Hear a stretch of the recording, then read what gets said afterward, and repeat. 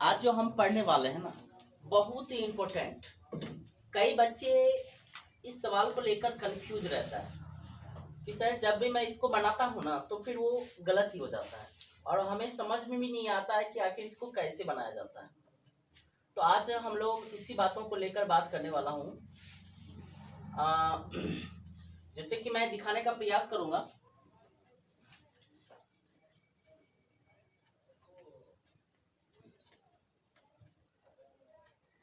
कि हम लोगों का आज टॉपिक यह है कि कभी कभी हम लोग कंफ्यूज इस बात से हो जाते हैं कि अभी तक हम लोग जब भी कभी प्रीपोजिशन यूज करते थे तो वो बाय यूज करते थे। आपको पता होगा हम लोग बाय प्रीपोजिशन का यूज किया करते थे, लेकिन अब मैं जो बोल रहा हूँ ना इसमें थोड़ा सा चेंज है और वो बाय के जगह पर आप विथ, टू, इट और इन का प्रयोग कर सकते हैं। तो कई बच्चे कंफ्यूज में रहता सर कब मैं बाय के जगह पे विथ लगाऊं, टू लगाऊं, एट और इन सारे टॉपिक में से कौन सी टॉपिक कब यूज करना है हमें। तो इसके लिए देखो मैंने कुछ लिखा है, इसे ध्यान दें और इसके बाद हम लोग का कुछ एग्जाम्पल चलेगा। तो वो बता रहा है कि आफ्टर वर्ड, कुछ वर्ड है इस ये सब जो वर्ड दिख रहा है आपको, आफ्टर वर्ड, ये सब आपका जो वर्ड दिख रहा है ना, इसके बाद आफ्टर के बाद यानी ये सब जो वर्ड दिखा है, देन वी यूज इट, इन सब वर्ड के बाद हमें यूज करना है इट, इसे, यानी इसे यूज करना है। इसे मतलब ये विथ, टू, एट एंड इनका यूज करना है इंस्टेड ऑफ बाय। यानी इंस्टेड ऑफ का मतलब आप लोग पढ़े होंगे प्रोनाउन में। प्रोनाउन का डेफिनेशन जब आप लोग क्या करते होंगे तो दैट टाइम आपको टीचर बताए होंगे। क्या बताएंगे कि प्रोनाउन ऐसे वर्ड है जो किसके बदले आता है, दैट मींस आप बोल सकते हो इंस्टेड ऑफ अ नाउन। ऐसे बोलते हैं instead of a noun we call pronoun, आप ऐसे करके बोल सकते हो। तो इसका मतलब क्या हुआ, इंस्टेड का मतलब हो गया के जगह पर, के बदले में। तो याद रखना ये बाय के बदले में आपको कुछ इस तरह के वर्ड यूज करना है। अब कहो कि सर आपने इतने ही टॉपिक लिखा है 1 2 3 4 5 एंड 6, क्या इतने ही है क्या? अप्रोक्स आप अगर इतने अपने माइंड में रखते हो तो हर एक एग्जाम्पल आज तक जहां तक मैंने देखी है बोर्ड में जो क्वेश्चन किया गया है तो डेट टाइम इसी तरह के क्वेश्चंस का हमारा अटैच रहता है, इसी तरह वर्ड से वो जुड़ा रहता है। अब वो कंडीशन मैं दिखा रहा हूं कि यदि आपका सेंटेंस सेटिस्फाइड और प्लीज से जुड़ा हुआ हो, यानी वर्ब आपका सेटिस्फाई और प्लीज वर्ड लिखा हुआ है, तो याद रखना इसके बाद हमें बाय यूज नहीं करना है, इसके बाद हमें क्या यूज करना है, विथ। ये टॉपिक है जिसको आपको ध्यान रखना पड़ेगा।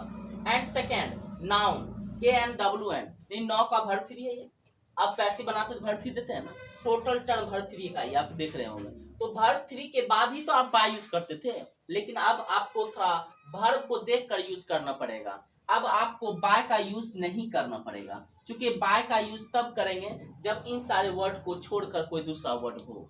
अगर ये सब वर्ड आपको भर के रूप में दिखा तो फिर इसके बाद आप उसे देखकर यूज करेंगे।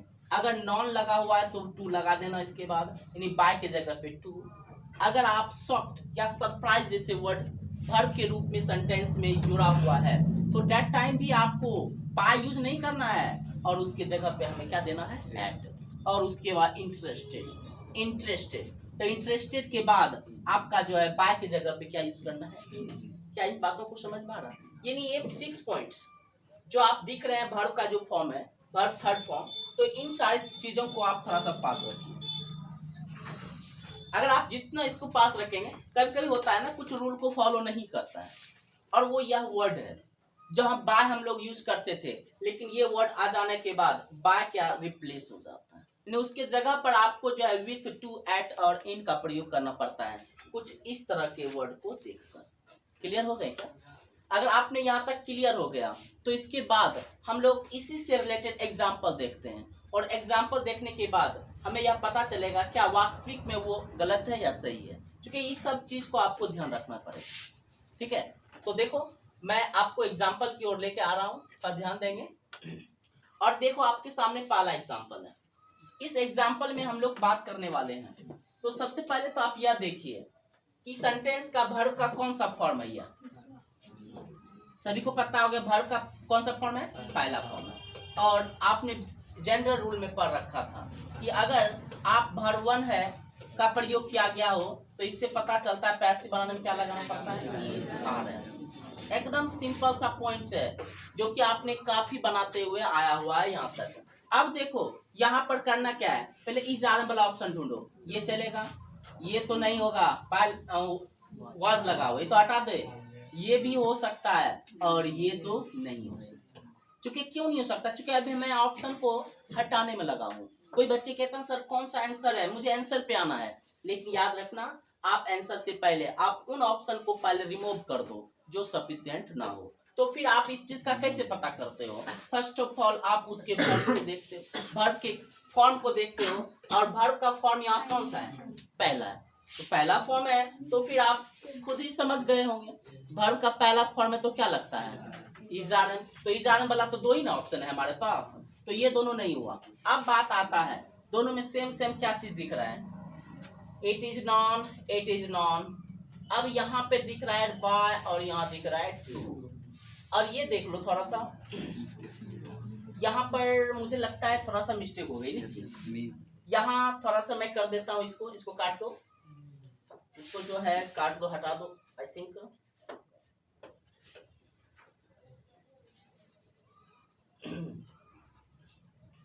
अब मुझे लगता है इसके जगह पे लिख दो। क्या लिख दोगे? मी। इसके जगह पे आप मी लिख दो। नहीं हो पा रहा ना? अब चलिए कोई बात नहीं, इसको काट दो, इसके जगह पे क्या लिख देता हूँ? मी। अब आप क्लियर कीजिए क्या होना चाहिए आंसर, क्योंकि ये तो समझ लीजिए नहीं था। अब बात कर लो यहाँ बाय होगा कि टू होगा। क्योंकि कई बच्चे तो इतना जानेगा सर बाय होगा, सर बताए हुए थे, लेकिन थोड़ा ध्यान दीजिएगा। अभी अभी मैंने बोला था ना, अगर नॉन एक वर्ब के रूप में हो तो इसके बाद वाला जो प्रीपोजिशन वो बाय नहीं लेकर क्या लेगा? टू लेगा। क्लियर हो गया? उसके बाद आपने आंसर क्लियर कर लिया, कौन सा होगा? और एग्जांपल ले लीजिए, जैसे कि एग्जांपल नंबर 2 ये दिख रहा है आपको। यहाँ पर क्या दिख रहा है? सेटिस्फाइड। सेटिस्फाइड। पहले तो ये देखिए, ये वर्ब का कौन सा रूप है? तीसरा है कि दूसरा है? तीसरा है कि दूसरा है? इसको दूसरा बोल दीजिए, और दूसरा बोलने के बाद वाज वेयर वाला होना। मान लीजिए सब में लगा हुआ है वाज वेयर, सब में वाज है, ठीक है? तो फिर आप कैसे आंसर कीजिएगा?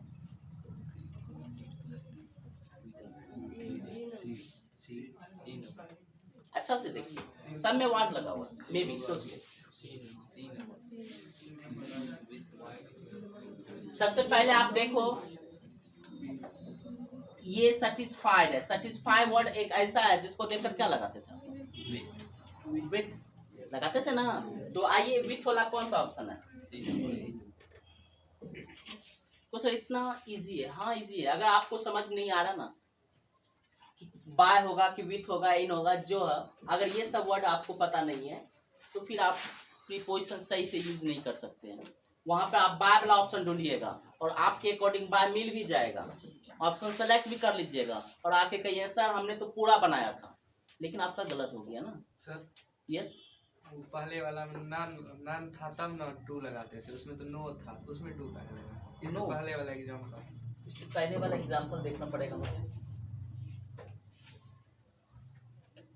हाँ क्या बोल रहे हो? KN और W है, उसमें हाँ, लिखा था KN और एन।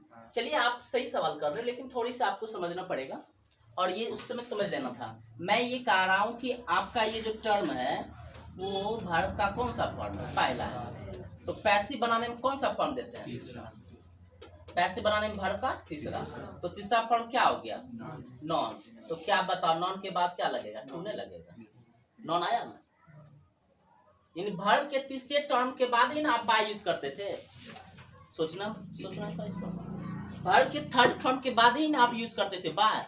तो यहाँ भी आप जो प्रीपोजिशन यूज कर रहे हो ये सब के सब वर्ब 3 के बाद न होगा। तो नौ का वर्ब 3 क्या हो गया? नॉन। आपको यह नहीं सोचना है कि यहाँ पे नॉन लिखा रहेगा, अगर यहाँ नाउन लिखा रहेगा तो यहाँ पर सेंटेंस का कोई मीनिंग हो सकता है, जब तक इसमें हम लोग हेल्पिंग वर्ब न दें। नॉन क्या है? वर्ब का कौन सा रूप? तीसरा रूप है। तो सेंटेंस में अगर तीसरा रूप है तो कोई बात नहीं है, वर्ब बिन लगाना है।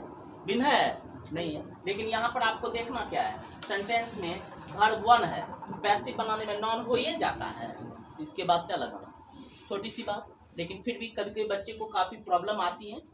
बहुत सुंदर किया आपने, कॉन्सेप्ट क्लियर किया। तो अब मैं आगे बढ़ना चाह रहा हूँ।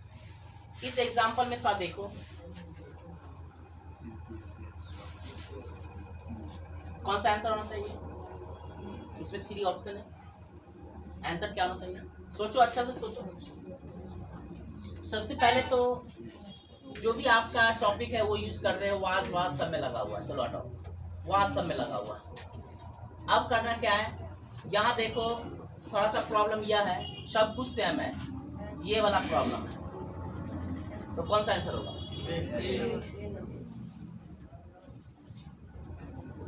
क्यों? जो अभी अभी पढ़ा था, यही पढ़ा था वो। तो फिर आपका ये देखिए स्पेशल है, बाय यूज करते थे, लेकिन आप देखिए बाय को यूज करने में थोड़ा सा आपको प्रॉब्लम हो रही है। तो यहाँ क्या होगा भाई? सरप्राइज लगा हुआ है। समझ में आ रहा? जो भी मैंने लिखा था, वो जो फर्स्ट में जो बताया वो थ्योरी, उसको एकदम पास रखिए। अब इसमें कर लीजिए तो कौन होगा?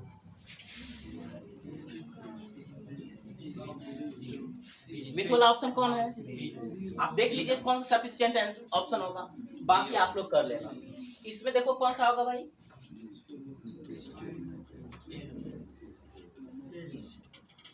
कोई भी सवाल, मतलब कोई भी ऐसा क्वेश्चन जो कि आपको प्रॉब्लम आ रही? इसमें 3 ऑप्शन है ना, आंसर कौन होगा? ए हो गया, क्योंकि आपको लगता है यहाँ पे नजर है। कहाँ पर? मैं बोलना चाह रहा हूँ, यहाँ पर शायद नजर आता है। इंटरेस्टेड है ना? वो कुछ वर्ड है जिसको आप अपना माइंड में सेट कर लीजिए। तो जो 6 वर्ब का जो टर्म बताया है ना, उसको एकदम माइंड में सेव कर लीजिए। उसके बाद देखिएगा आपको कहीं भी परेशान नहीं करेगा। और इस तरह का पूछिए देता है, एक सवाल पूछेगा, लगे तो इजी है, बना के आ गए बाय का प्रयोग कर। लेकिन ध्यान देना वो आपका गलत हो चुका है। देखो ये था थोड़ा स्पेशल। मुझे लगता है अगर इसमें भी कहीं कोई प्रॉब्लम आपके बच गए तो मुझे जरूर बताना, ठीक है? हम इस चीज़ को फिर से बताने का प्रयास करूँगा। क्लियर? तो जितना भी बताया उसको आपको पढ़ना है।